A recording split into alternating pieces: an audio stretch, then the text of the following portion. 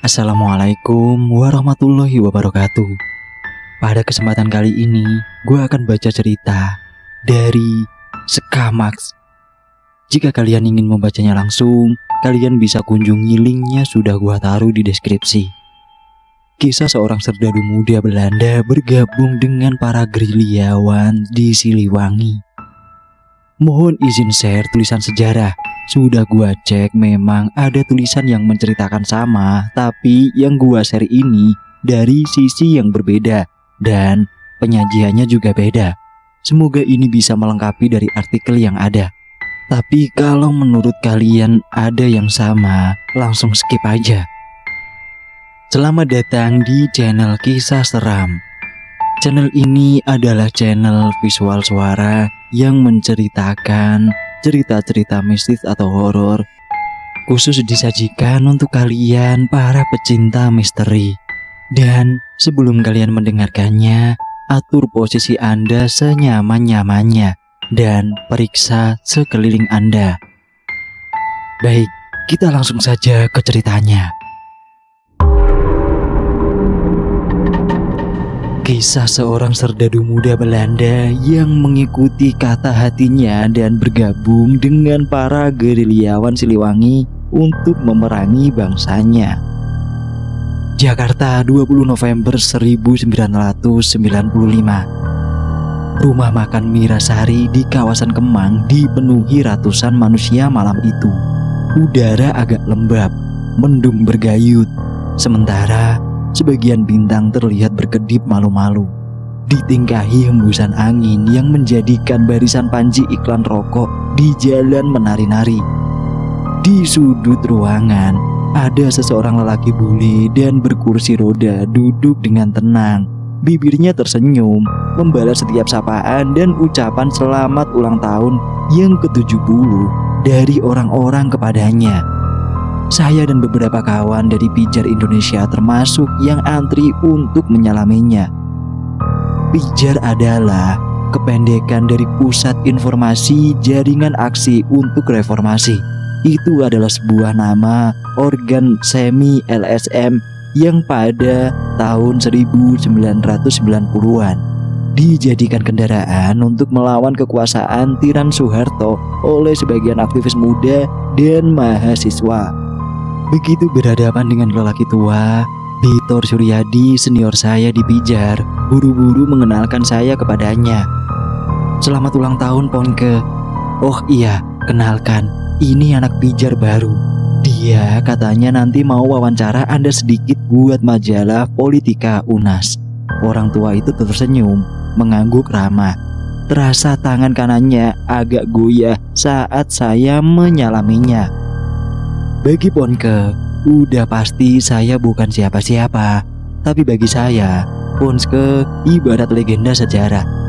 Namanya bukan saja sudah saya kenal sejak remaja dari buku-buku dan media massa, tapi juga dari nenek saya yang pernah tahu sepak terjang Ponke selama menjadi prajurit Siliwangi di Cianjur dan Sukabumi. Siapakah sebenarnya lelaki bule bernama lengkap Haji Johannes Cornelis Vincent itu? Jakarta 64 tahun yang lalu.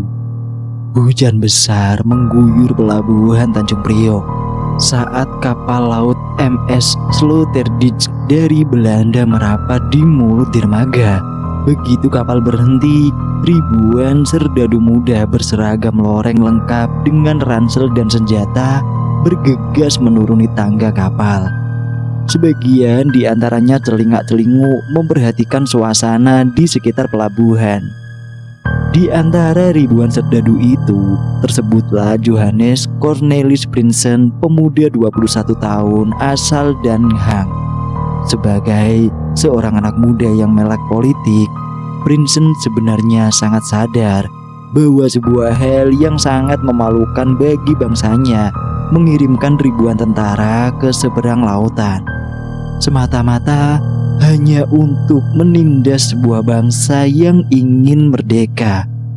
Sangat mengerikan mengetahui kenyataan bahwa kami tak berbeda dengan orang-orang Jerman yang dulu pernah menindas kami. Ujar lelaki yang pada 1940-an pernah bergabung dengan kaum partisan Belanda penentang Nazi tersebut. Lantas kenapa ia datang ke Indonesia sebagai seorang serdadu? Ceritanya saat dia menjalani pelatihan militer di Ede, tiba-tiba ia diberitahukan sang atasan bahwa sebentar lagi akan dikirim ke Indonesia untuk menumpas para ekstremis. Alih-alih menerima perintah tersebut, dia malah lari ke Nice, sebuah kota kecil di Prancis, dan memilih menjadi seorang pengamen di sana. Di Nice, Prinsen berpacaran dengan Els, seorang perempuan Yahudi.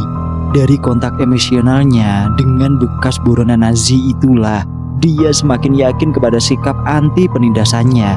Bahkan lebih dari itu, Els justru mendorong Prinsen untuk bertindak lebih nyata terhadap sikapnya yang anti pengiriman militer Belanda ke Indonesia. "Mengapa kamu tidak melakukan sesuatu? Mengapa kamu memilih untuk lari ke sini?" ujar Els seperti yang dituturkan Prinsen kepada Hannah Rember dan Peter Schumacher dalam Prinsen Orang Tanpa Cap. Tak dinanya oleh siapapun, termasuk mungkin para awalnya oleh Prinsen sendiri. Dalam perkembangan selanjutnya, Prinsen benar-benar bertindak lebih nyata dan gila dibanding para serdadu lain yang sama-sama anti pengiriman militer Belanda ke Indonesia. Dia membelot ke pihak Indonesia dan memutuskan bertempur dengan kawan-kawannya sendiri bersama serdadu Belanda. Tahun 1948, Prinsen bergabung dengan Batalion Kala Hitam Divisi Siliwangi yang saat itu sedang hijrah di daerah Jawa Tengah. Menurut Kemal Idris, begitu resmi menjadi bagian Siliwangi di Pati, Prinsen langsung ikut Long March Divisi Siliwangi untuk kembali ke Jawa Barat. Pada mulanya, mantan Panglima Komando Daerah Militer Siliwangi tersebut mengaku ragu Prinsen akan bisa mengikuti perjalanan kurang lebih 900 km nan penuh mara bahaya itu. Saya malah sempat menawarkan kepadanya untuk kembali ke kesatuannya di militer Belanda. Tapi apa jawabannya?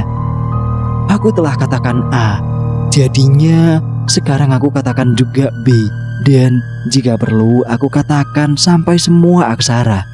Jadinya aku ikut berangkat, ujar Prinsen seperti yang dikatakan kepada Joyce van Venema dalam Kemerdekaan Memilih. Sepanjang mengikuti Long March Siliwangi itulah Prinsen menyaksikan semangat dari sebuah bangsa yang benar-benar ingin merdeka. Ia pun semakin yakin terhadap pilihannya.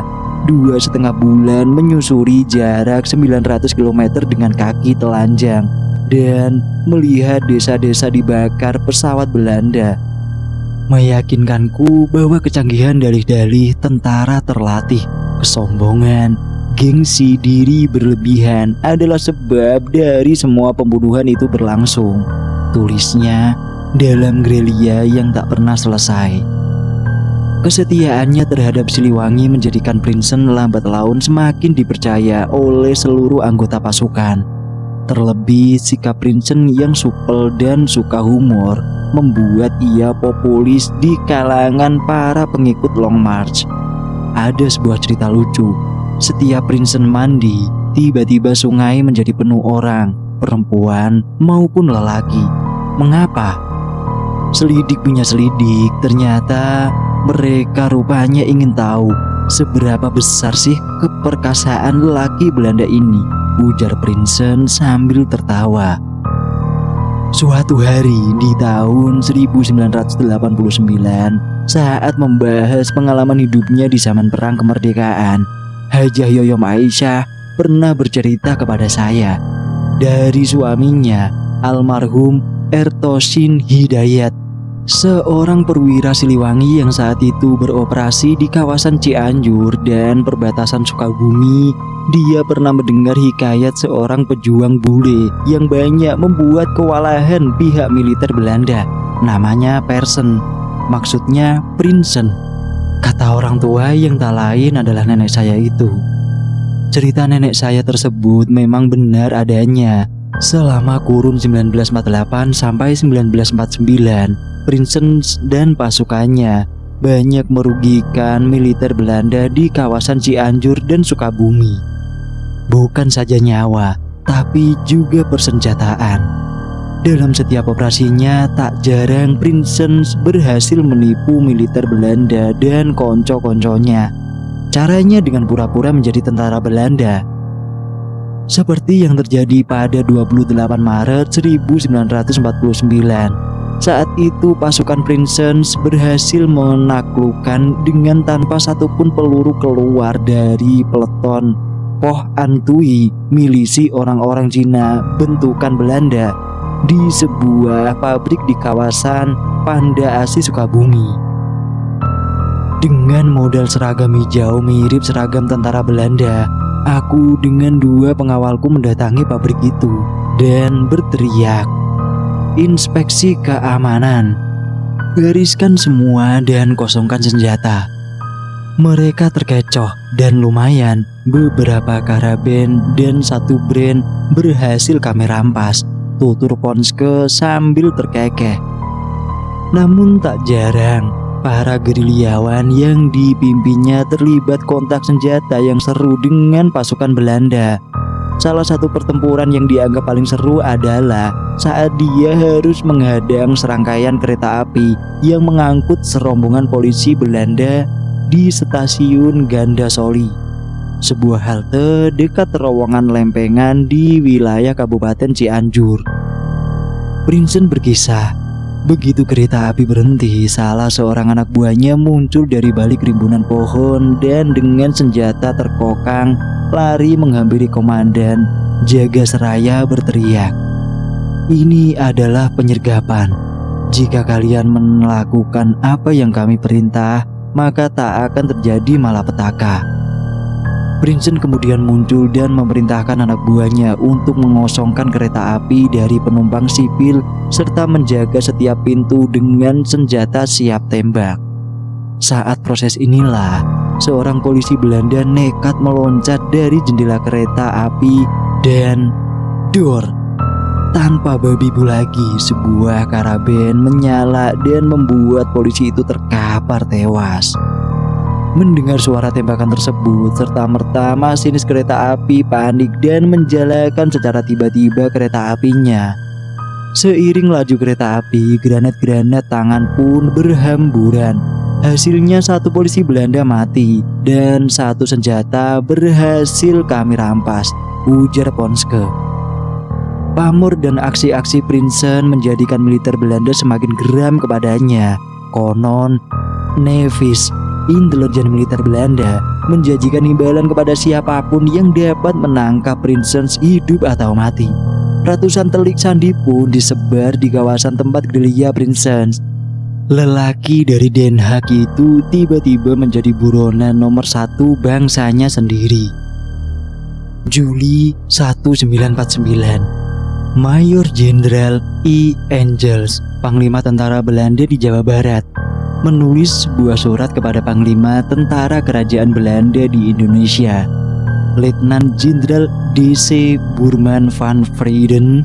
Isinya janji untuk membereskan disertir Kopral J.C. Prinsen sebelum gencatan senjata berlangsung pada akhir Agustus 1949.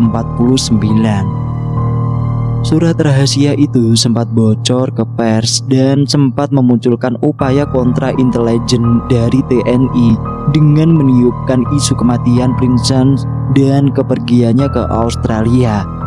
Nevis tak bergeming kepada surat kabar Sinpo. Mereka bilang desas-desus itu hanya tipu-tipu gaya TNI saja guna melindungi Prinsen dan mencegahnya dari tuntutan.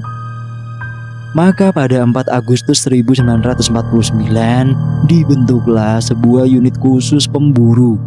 Sebuah unit khusus memburu Prinsen dari KST, Kopassusnya Angkatan Darat Belanda, dengan pimpinan Letnan Hans Ulrichi. 4 hari kemudian, setelah diam-diam dan menyamar sebagai anggota TNI, unit khusus yang berjumlah 60 prajurit itu bergerak dari stasiun Lampegan dengan menyisir kawasan Cibeber. Mereka memakai ikat kepala merah dan bersenjata lengkap, ujar Kapten Subtaji, salah seorang dari bagian intelijen Siliwangi kepada Prinsen. Berbekal info dari Kapten Subtaji, bersama satu peleton pasukannya, Prinsen malam harinya pergi ke Cilutung untuk menembakkan peluru-peluru sinyal cahaya ke arah selatan. Tujuannya memancing pasukan Ulrisi untuk memulai penyerangan. Gagal. Akhirnya karena lelah dan lapar, pasukan Prinsen kembali ke basis, sebuah gubuk bambu yang ada di kawasan perkebunan teh Gunung Rosa. Untuk mengantisipasi serbuan, Prinsen memerintahkan anak buahnya untuk menggali lubang-lubang penembakan dan mengambil posisi di dalamnya. Setelah menikmati ayam goreng dan dimasak Odah, perempuan Sunda yang diperistrinya, Prinsen pun menyusul Odah yang sudah tertidur di atas sehelai tikar. Waktu terus berjalan, subuh pun tiba. Prinsen terbangun dan melangkah ke arah beranda bangunan. Begitu tangannya mencapai daun pintu, serentetan tembakan tiba-tiba terdengar. "Hei setan, jangan main-main kalian!" Prinsen mengira tembakan itu datang dari salah seorang anak buahnya yang tengah iseng. Teriakan Prinsen justru disambut dengan lemparan granat ke arahnya.